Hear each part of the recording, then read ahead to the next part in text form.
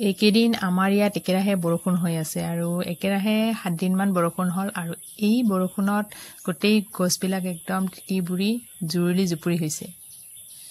চাওকচোন গোটেই পাতবিলাক একদম তিতি আছে এয়া জলকীয়া গছ হয় আৰু এই জলকীয়া গছডালো বহুত মানে পানী পাই আছে কিন্তু এনেকে পানী পাই থাকিলে মানে জলকীয়া গছ মৰি যাবলৈ ভয় লাগে কাৰণ তেতিয়া মানে গুৰিবিলাক পচিব পাৰে বা হিপাবিলাক পচিব পাৰে তেনেকে মৰি যায় কিন্তু এই মাটিখিনি অলপ যদি উখ হয় তেতিয়া হলে মৰিবলৈ ভয় নাথাকে কিন্তু চাপৰ মাটি হলে বহুত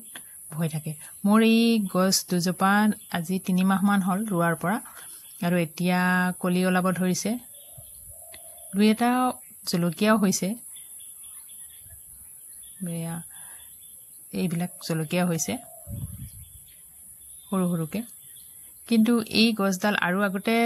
মানে ফল আহিলে হেতেন কিন্তু ইয়াতে কিছুমান মানে মকৰাই ধৰিলে তাৰ পিছত বেমাৰ হ'ল পাত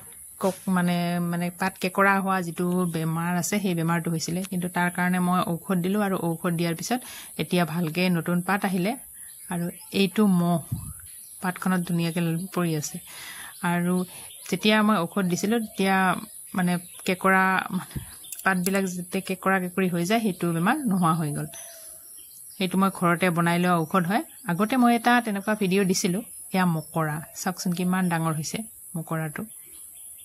একদম ডাঙৰ হৈ গৈছে আৰু পাতবিলাকত প্ৰায় এনেকৈ থাকে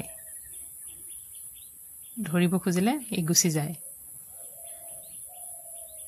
আৰু এই কেকৰা মানে পাতবিলাক যেতিয়া তেনেকুৱা হয় সেই ঔষধটো দিলে ভাল হৈ যায় মোৰ পুৰণা ভিডিও আছে এই মানে সেই ঔষধটো কেনেকৈ বনায় তো এই ভিডিও এইবাৰো মই তেনেকৈ বনাই দিছিলো আৰু এই কেকৰা যেটো পৰা পাতৰ কেকৰা পৰা যেটো বেমাৰ আছে হেতু নোহোৱা হৈ গৈছে আৰু নতুনকে পাত ওলাই আহিছে এয়া চাওক ধুনিয়াকে পাত ওলাই আহিছে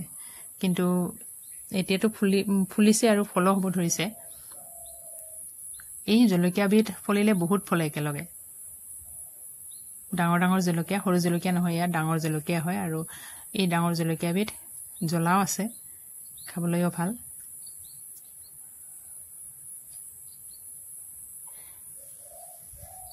মানে গছডাল বহুত ওখ হৈ যায় তাৰ পিছতহে ফলিবলৈ আৰম্ভ কৰে যেহেতু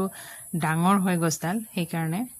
একদম সৰুতে নকলে কিন্তু বহুত জলকীয়া আছে সৰুৰ পৰাই ফলিবলৈ আৰম্ভ কৰে কিন্তু মোৰ এই জলকীয়াবিধ তেনেকুৱা নহয় বহুত ডাঙৰ হয় গছডাল সেই কাৰণে অলপ ডাঙৰ হৈয়ে ই ফলিবলৈ আৰম্ভ কৰে চাওকচোন এইবাৰ ধুনিয়া হৈছে ইয়া ধুনিয়াকে ফুল ফুলিছে